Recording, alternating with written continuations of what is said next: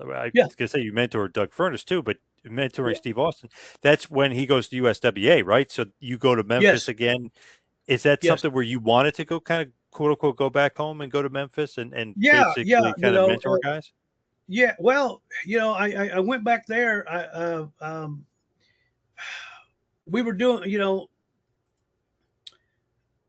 at the same time we were doing the ESPN tapings down in Dallas, at the Sportatorium down there, and they rented a Waylon Jennings tour bus, and about a dozen of us, or no, about 8 or 9 of us, would ride on the bus and go to Dallas to do the tapings.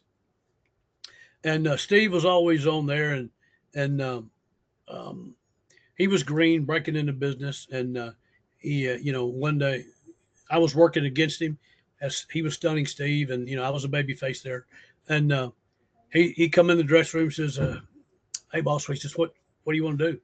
And I says, "I don't know. You're calling it." He said, "What?" He said, "No, no, no. I've never called him." No. So anyway, I was the first guy to let him call a match. And he said, "Well, what if I screw it up?" I said, "I'll fix it." Just Right, like that. right. I'll fix it. Don't worry about it.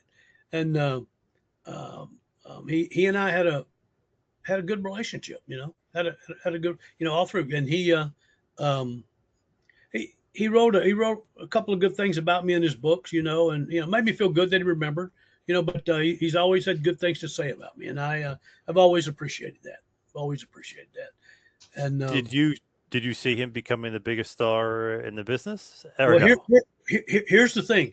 When we were in Memphis, Tennessee one night, and bless his heart, he was starving to death, because the territory was not doing that great.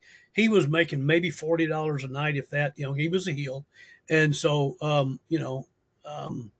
he came to me and he said, "I think I'm gonna go back to Texas. I just can't." He said, "I can't do this shit." He said, I can't keep this up." And I told him, said, "Steve, I don't know what." I said, "But there's something about you. You know, you have what I call the it factor. You just haven't come out of your shell yet." I said, "You have it. There's something about you that's gonna make you something." I had no clue what it was. You know what I'm saying? But I I I don't know. I had a feeling that it's just the way he carried himself and whatnot, and just how he reacted to certain things that I couldn't put it together what it was, but I knew he was going to do okay in the business, and he didn't quit, which is thankful, because if he had, there wouldn't have been an attitude era, I'm sure, but Right.